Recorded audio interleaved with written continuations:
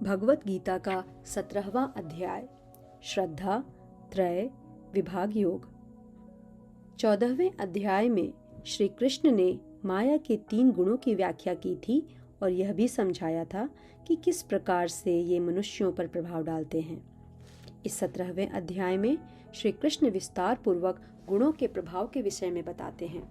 सर्वप्रथम वह श्रद्धा के विषय पर चर्चा करते हैं और यह बताते हैं कि कोई ऐसा व्यक्ति नहीं है जो श्रद्धा विहीन हो, लेकिन क्योंकि यह मानवीय प्रकृति का निहित स्वरूप है।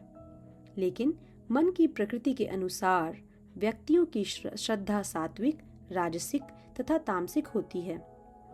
उनकी श्रद्धा की प्रकृति ही उनकी जीवन शैली का निर्धारण करती है। लोग अपनी रुचि के अनुसार ही अपने भोजन का चयन करते हैं।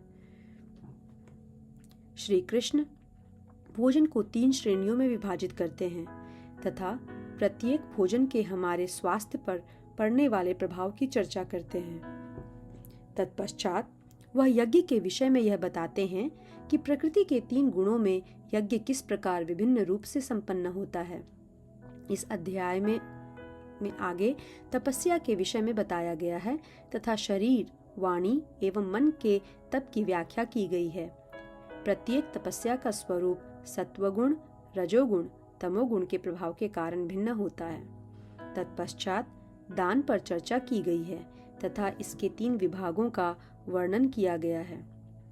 अंततः श्री कृष्ण ओम तत्सत शब्दों की प्रासंगिकता तथा अर्थ के विषय पर प्रकाश डालते हैं, जो परम सत्य के विभिन्न रूपों के प्रतीक हैं।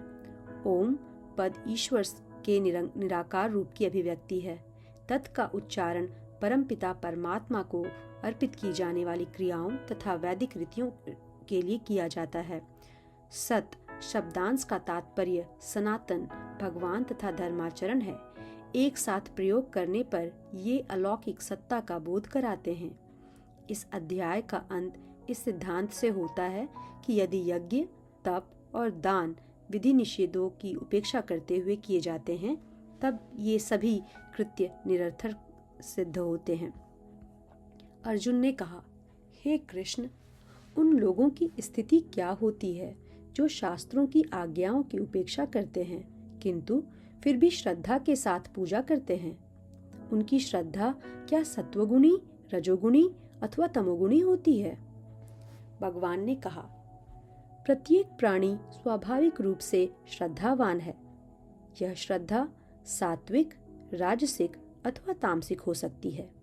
अब इस संबंध में मुझसे सुनो। सभी मनुष्यों की श्रद्धा उनके मन के अनुरूप होती है।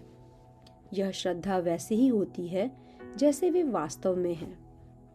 सत्वगुण वाले स्वर्ग के देवताओं की पूजा करते हैं, रजोगुण वाले यक्षों तथा राक्षसों की पूजा करते हैं, तमोगुण वाले भूतों और प्रेतात्माओं की पूजा करते हैं। कुछ लोग अहंकार और दंभ से अभिप्रेरित होकर शास्त्रों की आज्ञाओं के विरुद्ध कठोर तपस्या करते हैं।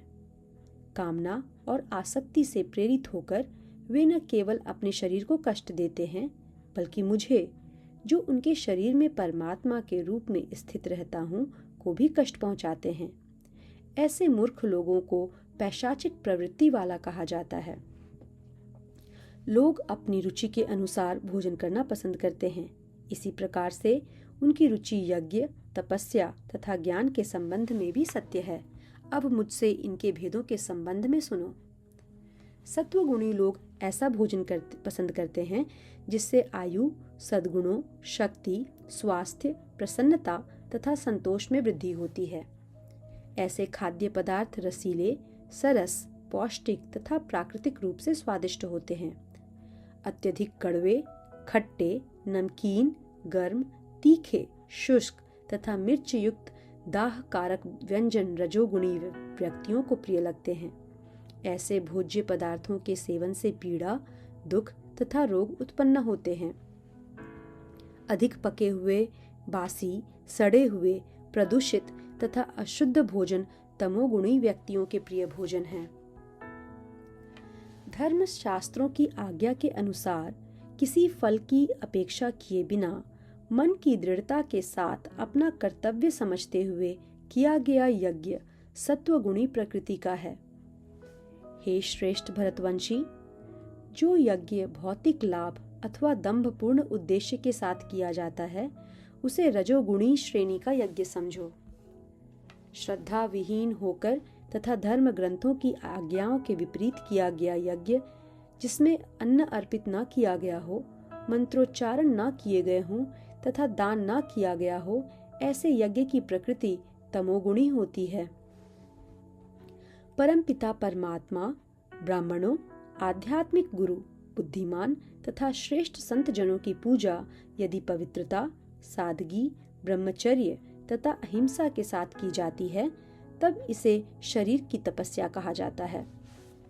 ऐसे शब्द जो दुख का कारण नहीं बनते, सच्चे, अहानिकारक तथा हितकारी होते हैं तथा वैदिक ग्रंथों के स्वाध्याय को वाणी का तप कहा गया है। विचारों की शुद्धता, विनम्रता, मौन, आत्मनियंत्रण तथा उद्देश्य की निर्मलता, इन सब को मन के तप के रूप में चित्रित किया गया है।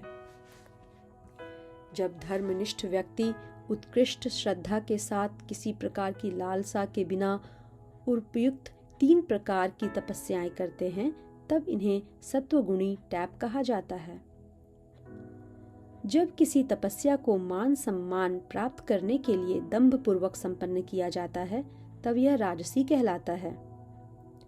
इससे प्राप्त होने वाले लाभ अस्थायी तथा क्षणभंगुर होते हैं।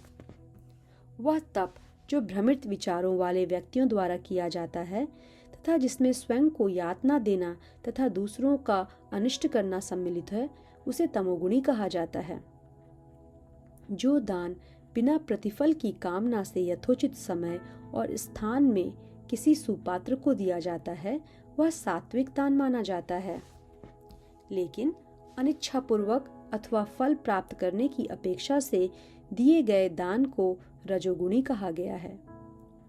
ऐसे दान जो अपवित्र स्थान तथा अनुचित समय पर कुपात्र व्यक्तियों को या बिना आदर भाव के अथवा अवमानना के साथ दिया जाता है, उसे तमोगुणी दान माना जाता है। सृष्टि के आरंभ से ओम तत्सत इन शब्दों को परम सत्य की प्रतीकात्मक अभिव्यक्ति माना गया है। इन्हीं से पुरोहित, वेद तथा यज्ञ की उत्पत्ति हुई है।